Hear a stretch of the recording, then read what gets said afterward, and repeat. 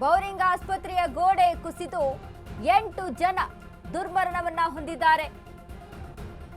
3 ಮಕ್ಕಳು ಸೇರಿದಂತೆ 8 ಜನ ದುರ್ಮರಣವನ್ನ ಹೊಂದಿರುವಂತದ್ದು. ಸಾವಿನ ರಣಕೇಕೆ ಹೊಡಿತಾ ಇದೆ. ನೋಡಿ, ದೊಡ್ಡ ಮಟ್ಟದ ದುರಂತ ಸಂಭವಿಸಿದೆ ಬೆಂಗಳೂರಿನಲ್ಲಿ. ಬೆಂಗಳೂರಿನ ಬೌರಿಂಗ್ ಆಸ್ಪತ್ರೆಯಲ್ಲಿ ಗೋಡೆ ಕುಸಿದು ಬಿದ್ದು 8 ಜನ ದುರ್ಮರಣವನ್ನ ಹೊಂದಿದ್ದಾರೆ. ಸ್ಥಳಕ್ಕೆ ಸಿಎಂ ಡಿಸಿಎಂ ಸಹಿತ ಧಾವಿಸಿರುವಂತದ್ದು.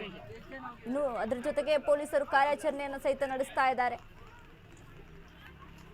ಸತತವಾಗಿ ದೊಡ್ಡ ಮಟ್ಟದ ಮಳೆ, ಸತತವಾಗಿ 2 ಗಂಟೆಯ ಕಾಲ ಸುರಿದಂತಹ ಮಳೆಗೆ ಎಷ್ಟೆಲ್ಲ ಅನಾಹುತಗಳಾಗಿದೆ ಬೆಂಗಳೂರಿನಾದ್ಯಂತ ಅಂದ್ರೆ ಗಮನಿಸಬಹುದು ನಾವು.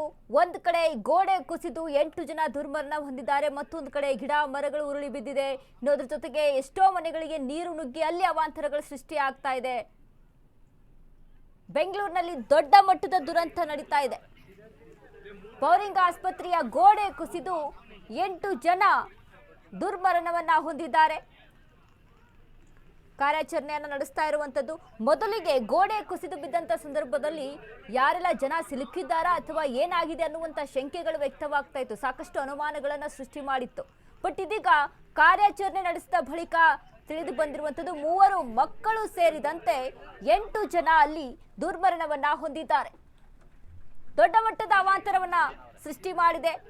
ಸಾಯಂಕಾಲ ಸುರಿದಿರುವಂತಹ ಬಿರುಗಾಳಿ ಸಹಿತ ಮಳೆಯಿಂದ ಇಡೀ ಬೆಂಗಳೂರೇ ಅಲ್ಲೋಲ ಕಲ್ಲೋಲ ಆಗಿದೆ. ಎಲ್ಲೆಡೆ ಕೂಡ ಪ್ರತಿಯೊಂದು ಏರಿಯಾದಲ್ಲೂ ಕೂಡ ಒಂದೊಂದು ಅವಘಡಗಳು ಸಂಭವಿಸಿದೆ. ಅದರಂತೆ ಬೌರಿಂಗ್ ಆಸ್ಪತ್ರೆಯ ಗೋಡೆ ಕುಸಿದು 8 ಜನಗಳನ್ನ ಬಲಿ ತೆಗೆದುಕೊಂಡಿರುವಂತದ್ದು.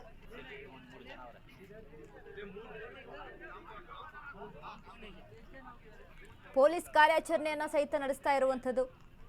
ಕಮಿಷನರ್ ಸಹಿತ ಧಾವಿಸಿದ್ದಾರೆ. ಸಿಎಂ ಡಿಸಿಎಂ ಸಹಿತ ಸ್ಥಳಕ್ಕೆ ಧಾವಿಸಿ ಪರಿಶೀಲನೆ ಮಾಡಿರುವಂತದ್ದು. ಎಲ್ಲರೂ ಕೂಡ ಗಮನಿಸ್ತಾ ಇದ್ದಾರೆ ಯಾವ ರೀತಿಯಾಗಿ ಅಲ್ಲಿ ಗೋಡೆ ಕುಸಿದಿದೆ. ಈಗ 8 ಜನ ಅಲ್ಲಿ ಸಿಲುಕಿದ್ದಾರೆ ಅನ್ನುವಂಥ ವಿಚಾರಕ್ಕೆ ಸಂಬಂಧಪಟ್ಟಂತೆ ಏನಿದಿಲ್ಲ. ಮೊದಲೇ ಬಾರಿಗೆ ಅಲ್ಲಿ ಗೋಡೆ ಕುಸಿದಂತ ಸಂದರ್ಭದಲ್ಲಿ ಯಾರಾದ್ರೂ ಗೋಡೆಯ ಕೆಳಗಡೆ ಕುಸಿದಿದ್ದಾರಾ ಅಥವಾ ಏನಾಗಿದೆ ಅನ್ನುವಂಥ ಶಂಕೆ ವ್ಯಕ್ತವಾಗ್ತಾ ಇತ್ತು, ಅನುಮಾನಗಳಿತ್ತು. ಇದೀಗ ಕಾರ್ಯಾಚರಣೆ ನಡೆಸಿದ ಬಳಿಕ ತಿಳಿದು ಬಂದಿರುವಂತದ್ದು ಮಕ್ಕಳು ಸೇರಿದಂತೆ 8 ಜನ ದುರ್ಮರಣವನ್ನ ಹೊಂದಿದ್ದಾರೆ. ಬೌರಿಂಗ್ ಆಸ್ಪತ್ರೆಯ ಗೋಡೆ ಕುಸಿದು ಬಿದ್ದ ಪರಿಣಾಮವಾಗಿ 8 ಜನರನ್ನ ಬಲಿ ತೆಗೆದುಕೊಂಡಿದೆ.